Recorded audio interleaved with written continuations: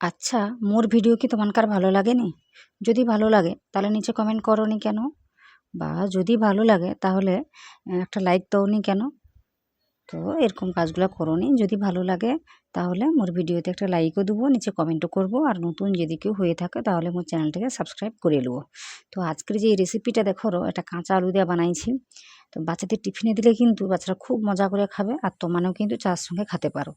তো খুব সোজা করে দেখাইছি, আশা করি তোমানকার ভালো লাগবে। তো ভালো লাগলে ওই যে কইছি, আমার চ্যানেলটাকে সাবস্ক্রাইব করে নেবো, ভিডিওতে লাইক দেবো।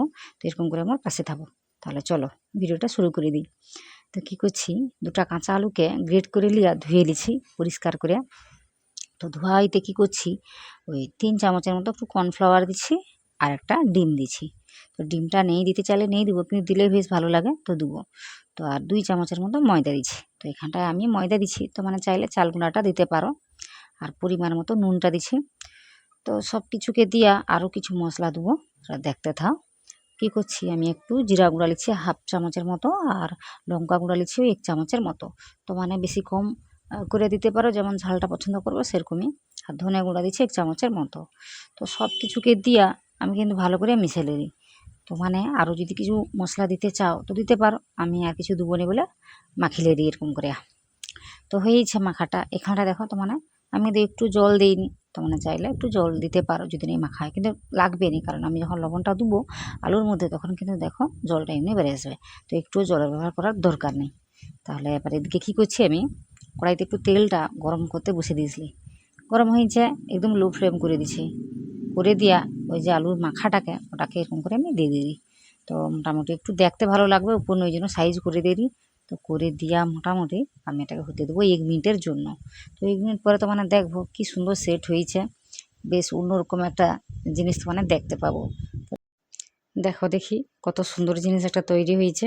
তো এটাকে উল্টে দিয়া আমি ওই আবার 1 মিনিটের জন্য এরকম করে ভাজিয়ে নেবো, ওই লো ফ্লেমে বা মিডিয়াম ফ্লেমে। তো এটা যদি বাচ্চাদের টিফিনে তো মানে দো সসের সঙ্গে, বাচ্চারা কি লোককে দিবে বা ঘুরে ঘরলে আসবে? সে কিন্তু খাইয়া দেয় ঘর আসবে। তো এরকম একটা রেসিপি, এটা ঘরে কোনো কুটুম আসলে তো মানে দিতে পারবো চায়ের সঙ্গে, বা ঘরের নিজেরা ওটা 2-3 মিনিটের মধ্যে তৈরি করে কিন্তু খাইয়ে নিতে পারবো।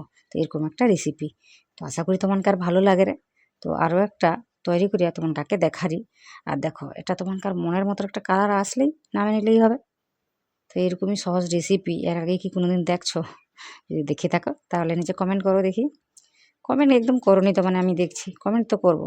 একজন দেখলেও সেই একজনই কমেন্ট করো, আমি চাই একজন হলেও আমাকে কমেন্ট করো। তো কমেন্ট করো, পরে আরও আমি রেসিপি ছাড়বো, সেইগুলো আশা করি তোমার ভালো লাগবে। যদি ভালো লাগে তো তখন আশা করি কমেন্ট করবো। ঠিক আছে, অপেক্ষায় আছি আমি। তো আরও একটা ওই কীরকম করে দিয়ে দিছি, দিয়া 1 মিনিট হতে দিছি। 1 মিনিট হলে কিন্তু দেখো অত সুন্দর একটা সেট হয়ে, তো এটাকে উল্টে দিতে হবে।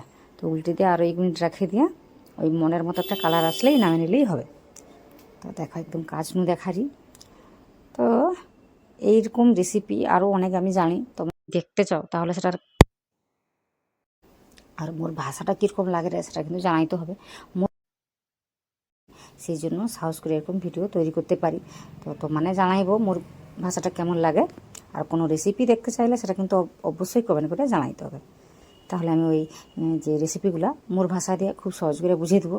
আর যেখানটায় বুঝতে পারবো না সেটা কিন্তু জানাইবো, আমি পরে কমেন্টে সব কিছু বলে দেবো। তো দেখো আমি সুন্দর করে ভাজিয়ে লিছি। আশা করি তোমাকে ভালো লাগে রে। যদি ভালো লাগে ওই একটাই কথা, ভিডিওতে লাইক দেবো।